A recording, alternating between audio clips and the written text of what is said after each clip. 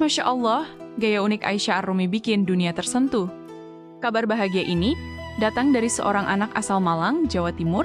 Dia adalah seorang hafizah cilik yang bukan hanya menghafal Al-Quran, tapi juga menghidupkannya dalam setiap lantunannya. A'udzu billahi minasyaitonir rajim. Bismillahirrahmanirrahim.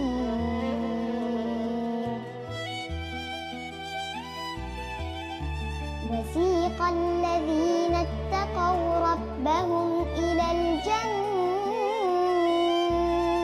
zumara hatta idza ja'uha wa futihat abwabuha wa qala lahum. Aisyah Ar-Rumi usia 10 tahun berhasil meraih juara kedua dalam ajang dunia Dubai International Holy Quran Award ke-28 tahun 2026.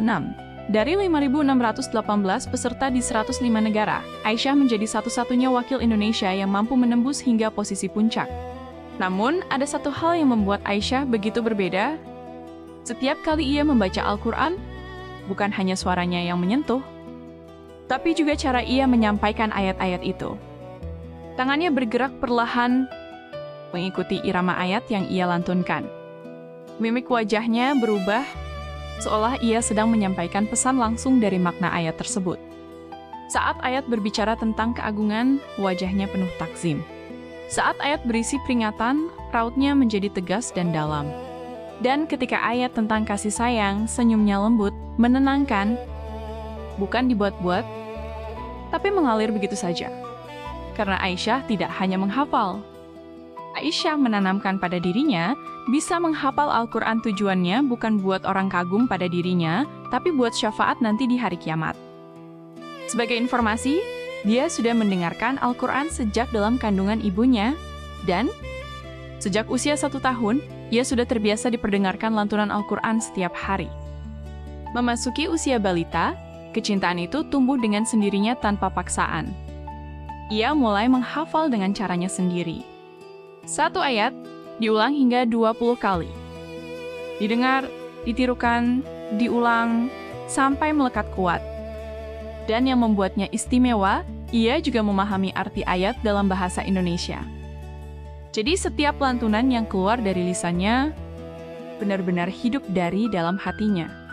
Aisyah adalah siswi kelas 4 di SD Tahfidz Al-Quran Darul Ukhuwah, dibimbing langsung oleh ayahnya yang juga seorang hafiz.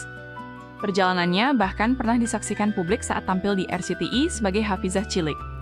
Namun, kisah ini berawal jauh sebelum itu. Sebuah nazar di Mekah, doa untuk rezeki yang halal, dan ujian kehilangan usaha yang harus diikhlaskan. Hingga akhirnya, lahirlah Aisyah. Dan kini, di panggung dunia, ia tidak hanya membaca Al-Quran. Ia menyampaikan, dengan gerakan tangan yang penuh makna, dengan ekspresi yang menggambarkan isi ayat, ia membuat siapapun yang melihatnya ikut merasa.